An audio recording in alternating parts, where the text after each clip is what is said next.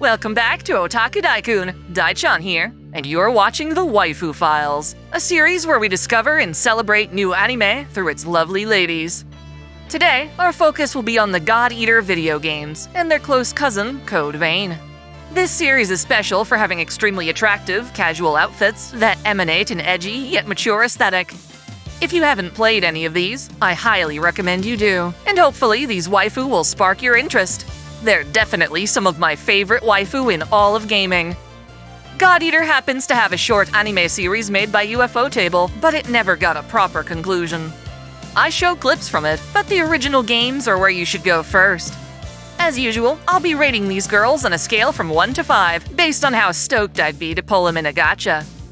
Before we get started, consider buying your anime figures from Entertainment Earth. Use my affiliate link to get 10% off all in-stock items, and free shipping on orders $79 and up. I recommend this extremely affordable Arabian Nights Rem from ReZero, and this gorgeous Reimu Hakure from Toho. Don't forget that I've also got this Dai-chan Dakimakura you can buy from Cuddly Octopus. All the relevant links are in the description. God Eater takes place in a post-apocalyptic world in which a violent race of monsters known as the Aragami emerge in the late 2050s and decimate humanity. They devour pretty much everything, inheriting traits from what they eat. Ordinary weapons can't kill them, so humanity has to develop new technology. Their solution? Fight fire with fire. God Arcs, living Aragami weapons, can tear into the Aragami and rip out their cores. These weapons are dangerous, and not everyone can use a God Arc. God Eaters, then, are humans who are compatible with God Arcs, and by extension, humanity's main fighting force. Sadly, becoming a God Eater isn't always a choice. If you're discovered, you can be recruited against your will, even dying when the installation of a God Arc armlet goes wrong. Thus, it is both an honor and a curse, but being able to fight is often better than staying a victim. Your protagonist, whom you can make a super sexy waifu all her own, passes the test to be a God Eater and joins a crew of charismatic soldiers at Fenrir. Starting with God Eater 1, which you can play in its definitive version, God Eater Resurrection, we've got one of my favorite characters of all time, Alisa Ilinichina Amiella. She's a Russian girl whose parents were eaten by an especially vicious Aragami named Diauspita. Alisa was hiding from her parents, with no idea that she inadvertently survived at their expense. Ever since, she's been equal parts enraged and traumatized by this Aragami, becoming a God Eater to one day take revenge. When she joins your team, the Fenrir Far East branch, her fears are used against her. Through both medication and hypnotism, her doctor subconsciously replaced Diauspita in her mind with a fellow God Eater, Lindo Amamiya. This caused Alisa to have a mental breakdown, firing at her own teammate. Eventually, along with the player, she uncovers this conspiracy and prevents total disaster. As a new type God Eater, she continues her career between God Eaters 1, 2, and the mobile game Resident Ops, which I'm not really covering here. Even so, it's nice to see her mature throughout the series. At first glance, she's both defensive and arrogant, but deep down, she really cares about her allies. With help, she overcomes her past trauma, even finding compassion for a human-shaped Aragami named Shio. She's the one who awakened my love for Underboob, and to this day, nobody pulls it off quite like her. She easily earns a full 5 stars. In both English and Japanese, she has amazing voice actors. In JP, she's got Maya Sakamoto, and in English, she's got Kate Higgins. Her bold design elements are echoed in other Namco Bandai games, and I hope that trend continues. The other principal waifu from God Eater 1 is Sakuya Tachibana. She serves as a support God Eater for Fenrir's Far East branch. She's an expert sniper, recognized for her leadership skills. Oh, one thing to clarify for this series is that a waifu with her own love interest is no less of a waifu. If that were the case, then my ultimate waifu, Artoria, would be an issue. In Sakuya's case, she's in love with Lindo, going on to marry him in 2071. When Lindo was attacked by Alisa, Sakuya remained hopeful that he was still alive. It is her investigation into Fenrir that reveals its director's scheme, the ARC Project. Her bravery helped solve the incident, and even after she gets married, her colleagues all want her to return to the front lines. Sadly, she isn't a party member in God Eater 2, but she does appear in a stunning outfit for the mobile game. Why does it always have to be that way? Still, Sakuya easily earns 4 stars. In English, she's voiced by another of my favorite VAs, Michelle Ruff. Both her and Kate Higgins have had a go at voicing Artoria, so it's either coincidence or providence as far as I'm concerned. Lindo's older sister, Tsubaki Amamiya, used to be a God Eater captain, but retired to continue on as an instructor. In this capacity, she both trains and commands newcomers, albeit in a cold, strict manner. By the time of God Eater 2, she serves as an operator, advising God Eaters over radio transmission. When her brother went missing, she had to suppress her emotions, maintaining order during a time of crisis. She couldn't spend all their resources looking for him. Her restraint is commendable, but has led others to call her the Demon Queen. I'll give her 3 stars. Mind you, this is totally subjective. Beauty is in the eye of the beholder, and I'm sure her more mature vibe is a boon to some. It's clear she cares about her subordinates and follows protocol, genuinely believing it's the best course of action for everyone. God Eater 1 has a number of side characters worth mentioning. A fan favorite is Kanon Daiba, one of the God Eaters you can bring along for non-story missions. At Fenrir, she serves the defense squad, continuing on in God Eater 2 under a different unit. She means well, but is a bit of a klutz who struggles with friendly fire during drills. Luckily, she's also a combat medic who, fitting for her name, wields a large cannon god arc. To overcome her faults, she takes on extra solo missions and asks the player for additional help. I also give her 3 stars. She's always the one I choose to fill my party when I'm not forced to use anyone else. One of Kanon's colleagues in the defense squad is Gina Dickinson. As a recruitable ally, she prefers taking Aragami off guard by striking them from a distance. She's also reckless, pursuing Aragami on her own. Outside of battle, she's actually pretty chill, enjoying flowers, music, and teasing her teammates. Her design is radically different in each game, with my favorite being in God Eater 2. I give her 4 stars. It's fun when a seemingly blank, mysterious girl winds up being rather sweet and friendly. Another recruitable character is Annette Koenig, a God Eater for Fenrir's 2nd unit. In battle, she prioritizes offense, putting pressure on Aragami with her Buster Blade hammer. I give her 2 stars. She's not bad, but isn't all that special either. In contrast, you've got Licca Kusunoki, who works in God Arc maintenance. I just love mechanic girls, tomboys who serve on the sidelines. She takes after her dad and maintains a positive attitude. She gets 3 stars. It's kind of a shame she doesn't play a larger role in the story, but that's okay. I'm glad she's in God Eater 2 as lead designer of the Link support device. Also serving a supporting role, literally, is Hibari Takeda. She's our main operator for the 1st and 2nd game, and it's nice that her voice is so pleasant. She also runs the mission counter, so you'll be speaking with her a ton. I give her 2 stars. Not a huge fan of receptionists and attendants. Too clerical for me. Then there's Aisha Gauche, one of the founders of Fenrir. We see her in flashbacks, during which she dies as a researcher and test subject of the Monogarm project. Her son, Soma, becomes one of our party members. She's okay. I give her 1 star. Cool character for the lore, not so exciting as a waifu. The last girl in God Eater 1 is Shio, an Aragami taking human form. Thankfully, this means she doesn't try to kill humans. Rather, her insatiable curiosity makes her charming, and she cooperates with Fenrir for research. Among our crew, she takes a liking to Soma, and ultimately sacrifices herself to save him, and by extension, all of humanity. I give her a platonic 2 stars. She's cute, another of the younger characters played by Mona Marshall in English. Mona is a great actress, but in this role she comes off as a tad dopey and cringe. Could very well be the same in Japanese, for all I know. God Eater 2 introduces us to a new generation of God Eaters, most of whom are part of a special forces group named Blood.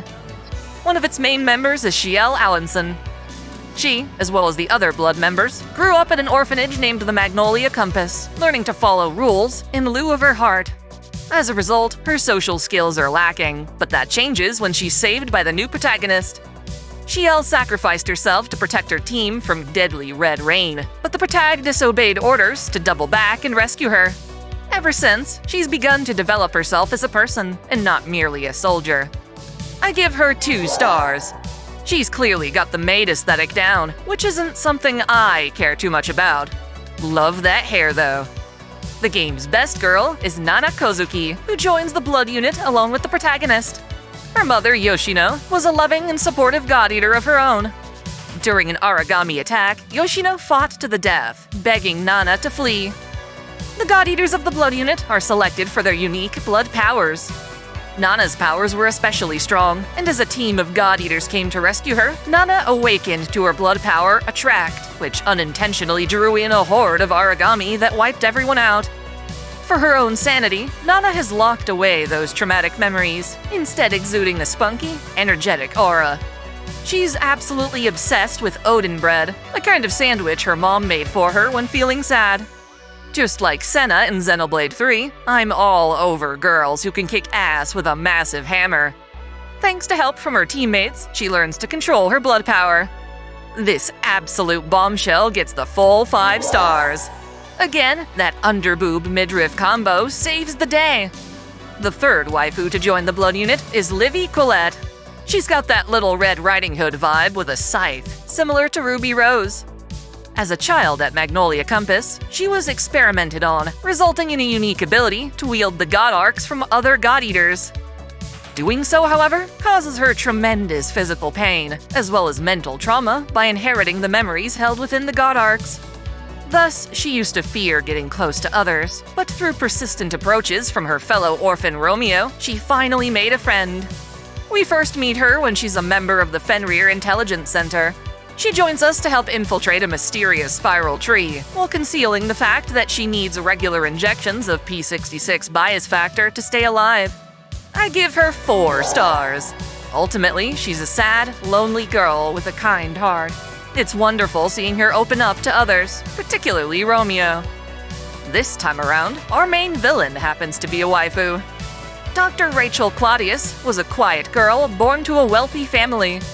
As a child, she was accidentally pushed down the stairs by her sister, suffering a spinal fracture. The only way to revive her from a comatose state was to inject her with an experimental bias factor. While it allowed her body to heal, to a survivable degree anyway, it also made her part origami. That side of her began to yearn for destruction, and she imagined devouring the whole world.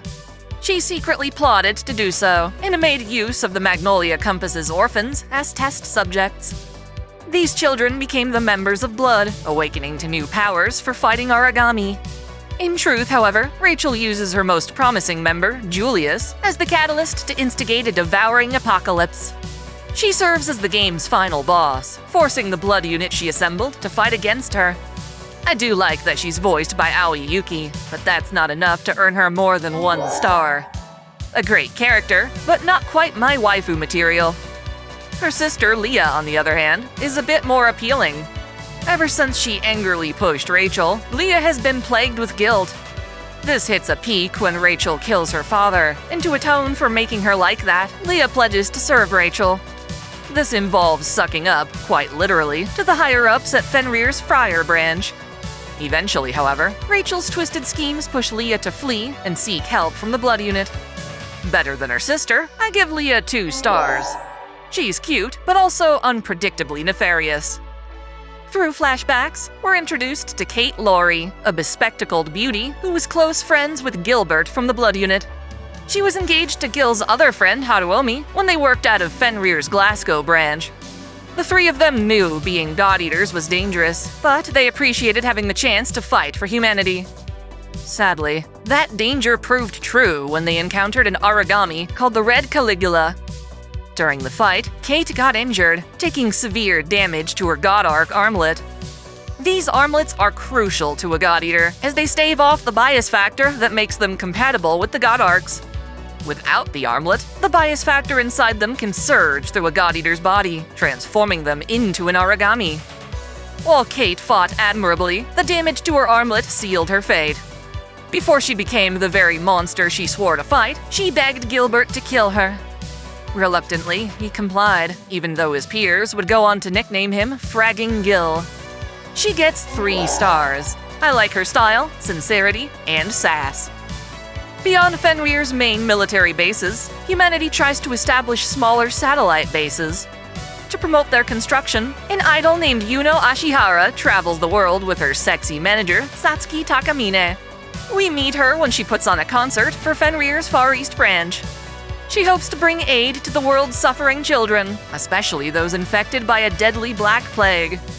In order to save these children, she teams up with the Blood Unit despite being infected herself. Her singing has the ability to cancel out Julius's blood powers, in turn thwarting Rachel's plan to devour humanity. Satsuki is a freelance journalist who used to work for Fenrir's PR department. She quit when she was ordered to spread false news to the public. Now, she dedicates herself to spreading Yuno's songs to as many people as possible. I give both Yuno and Satsuki 3 stars. They're both nurturing and beautiful. God Eater 2 has its share of smaller side characters as well. One of them is Erina der Vogelwild. We met her in the first game, but she's a young God Eater in the second. She joins up after the death of her brother, and is the youngest person ever to become a God Eater. Naturally, that means I'm not that interested in her as a waifu. She gets a platonic 1 star, though she is quite cute. I like how both her gloves and abilities match her deceased brother. She carries on his legacy. There's a recruit called Kigurumi, who I can't confirm is even a girl. Still, since it's possible, I bring this mascot-suited God Eater up just in case. Either way, they get a 1 star. Not a big surprise. The second game has 2 new officers, Urara Hoshino and Francois Francesca de Bourgogne. They're both alright, but get the same rating as Hibari, 2 stars. God Eater 3 takes place years later, when humanity's future is further threatened by the emergence of the Ashlands, which expand and force Fenrir's survivors into mobile fortresses and bunkers called ports. The Ashlands make it impossible for normal people to exist on the surface, so to keep the Aragami at bay, Fenrir experiments in developing adaptive God Eaters, or Ages, who can survive the Ashlands' corrosion. Despite relying on these newer, stronger God Eaters, Fenrir treats them like crap. Considered too dangerous, many are imprisoned and poorly compensated for their hard work. We follow one of these ports, the Ash Crawler Chrysanthemum, as it travels the Ashlands to deliver resources. The owner of this port is Hilda Henriquez, a charismatic woman who runs an orphanage for displaced children. Her compassion extends to the Ages she recruits, and she works with them to one day establish a port of their very own. Honestly, she's amazing. I feel inclined to give her 4 stars. I'll go on missions for her any day. One of the Ages Hilda partners with is Claire Victorious, a God Eater assigned to Gleipnir's 6th Engineering Battalion, Special Transport Unit. The new team she joins on board the Chrysanthemum is called the Hounds, and she acts as their combat medic. This role extends to her performing the ship's medical exams, and she struggles to get her team in for regular testing. She grew up with her father Randall and brother Edric, both of whom were often busy with God Eater duties. Left alone, Claire found enjoyment reading books in her father's study, but she eventually started watching her brother's training from a distance. Randall and Eric had an altercation, causing Edric to leave home. In Claire's attempt to mend their relationship, she arranged for them to have a private meeting, during which Edric murdered his own father. Blaming herself, Claire decided to become a God Eater and carry on her father's legacy. Initially, Claire is defensive on her first mission, but grows close to her teammates. I quite like her design and award her 3 stars. That said, I find her backpack to be a little strange. It's similar to the kind elementary schoolers wear in Japan. Next, we have Lulu Baran, a God Eater from the port of Baran, who later joins the Chrysanthemum. She becomes their top scout and tracker, using guerrilla tactics to confuse and slay Aragami. By gathering foreign materials across the Ashlands, she hopes to solve humanity's food and energy problems. Lulu's been a God Eater since childhood, used as a disposable pawn by her original port. Her survivor's training allowed her to keep on going even when her fellow God Eaters were killed in action. She had her stoic master to thank for this, though she didn't appreciate his emotionless reaction to seeing others die. Once, he tried to make her some Odin, but it came out tasting awful. In response, Lulu vowed to make the best Odin ever to judge his reaction. Under his tutelage, she learned it was actually because of his fallen comrades that he was able to keep fighting. He couldn't let their deaths be in vain. Lulu has a really cool design, and just like Claire, I give her 3 stars.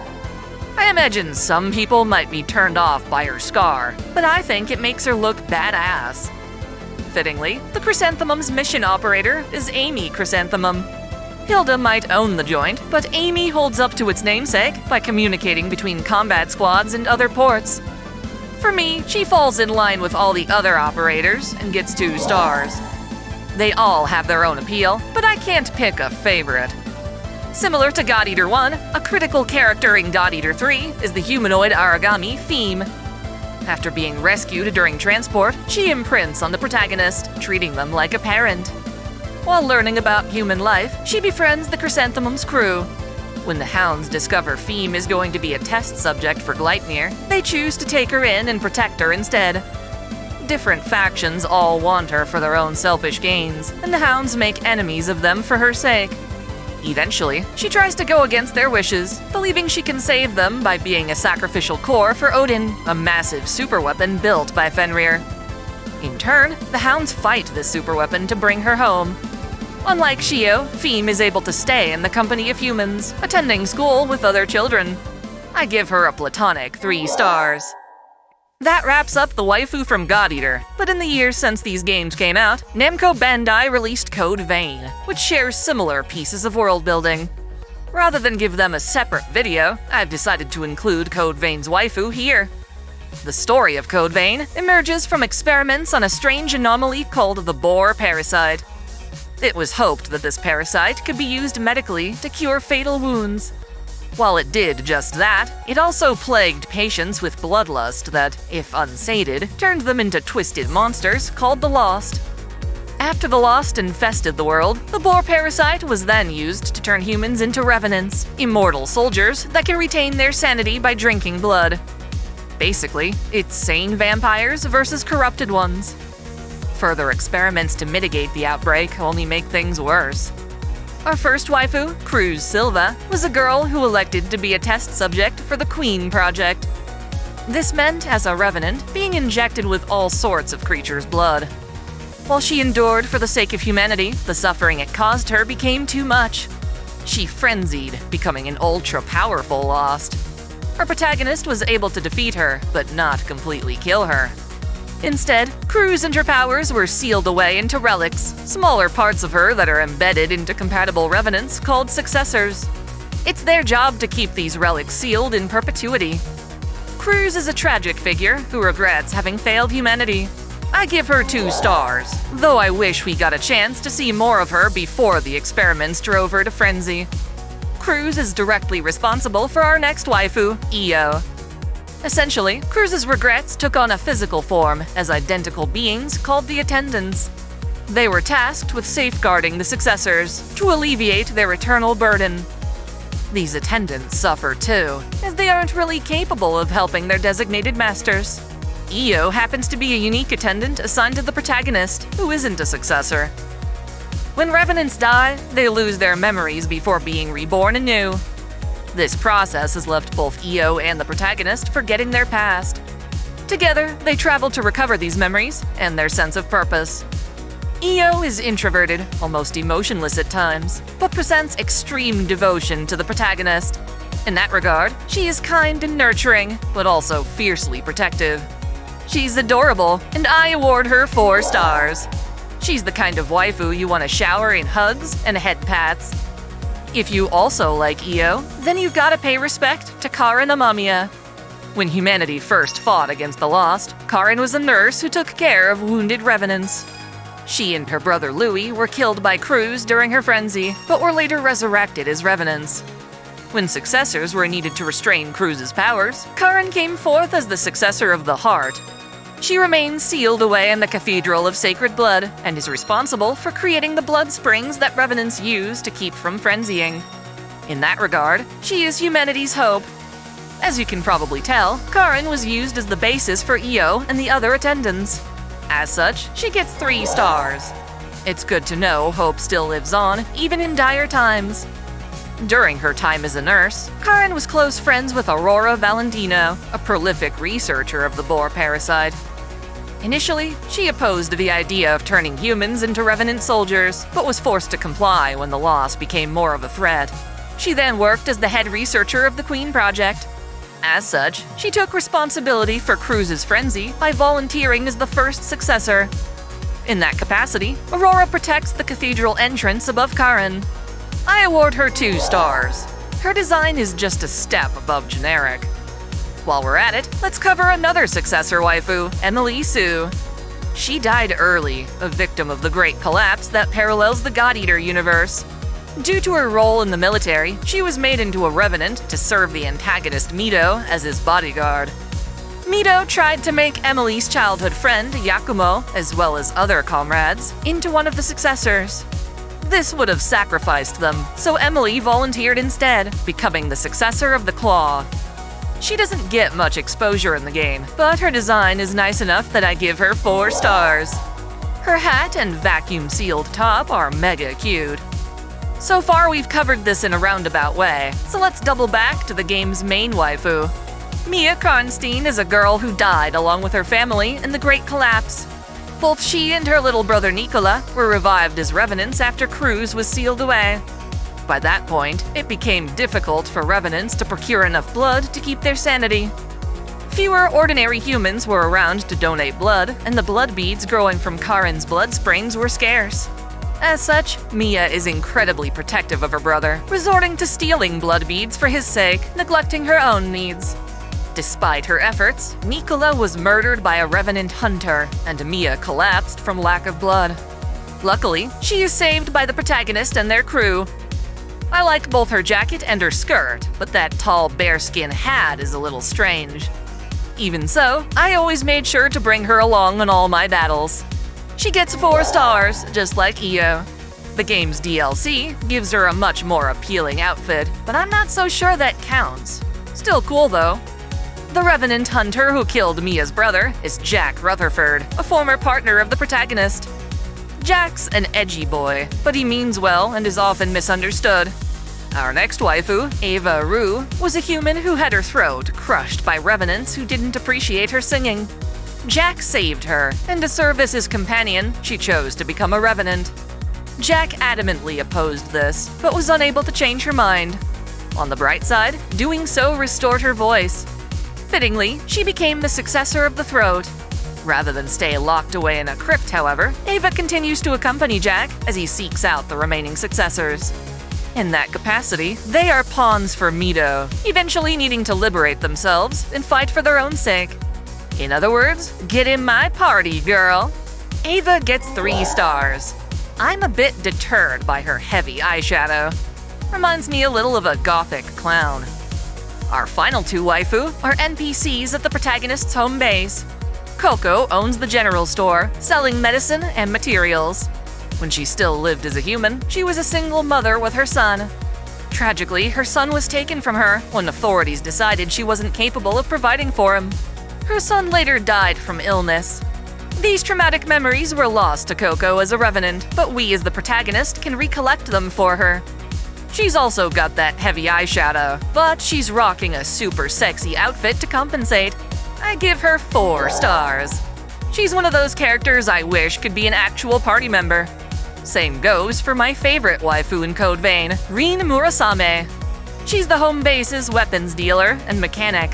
Rin used to be a gymnast who enlisted in the war effort, becoming a revenant to fight the queen. In that role, she excelled, earning the nickname Yaksha for her strength in battle. Also for her achievements, Rin was put in charge of some elite veterans who initially rejected her for being so young. This provoked her to develop a more aggressive style of leadership, which the team finally accepted. That said, when they were surrounded by a surprise attack of the Lost, she panicked, unable to secure an escape. She blames herself for getting her team killed and assumes they must have hated her. In truth, her teammates wanted her to live and knocked her out so that she appeared dead. To them, she was like their daughter.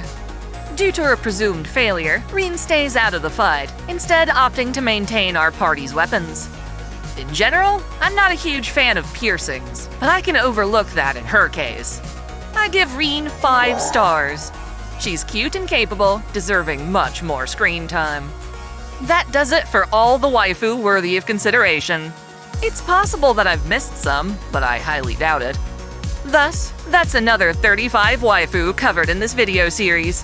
Feel free to agree with or contest my ratings in the comments. Also, don't forget to let me know what anime you want covered next. See you in the next epic video. Thanks for watching. If you enjoy this channel, help us grow by liking, commenting, sharing the video, subscribing to Otaku Daikun, and most of all, smashing that notification bell so you don't miss out on all our anime lore, discussions, and Let's Play content. You can support us directly through Patreon, Subscribestar, or a YouTube membership, all of which come with benefits like spicy exclusive vids and early access. As always, celebrate your fandom. I want to give a special shout out to all my $10 and up supporters. Video Gamer 75, Dante Pendragon, Stephen Elak, Samuel Gersten, The Nonchalant Ostrich, Otaku Mom, Jens Bauman, Mystic Samurai 1983, Lord Ormagoden, Freebrick, Alexis Yukio Gomez Yamato, Link Pendrago, Olympian Doll, Observer Bellis, James Hewitt, Uncanny EXP, King Kobo, Scout, Jared Krause, Zamas Autonomous, Yuki Aidos, Crow Kalem, Saul Soto, Tristan Riggin, Sogai CH, Caitlin P, Vladimirovna, The Taz 96, Kengo X 77, Hersha of E-Rated Hands, Alester Bernadotte, and Akakaze Yume. Thank you all so much.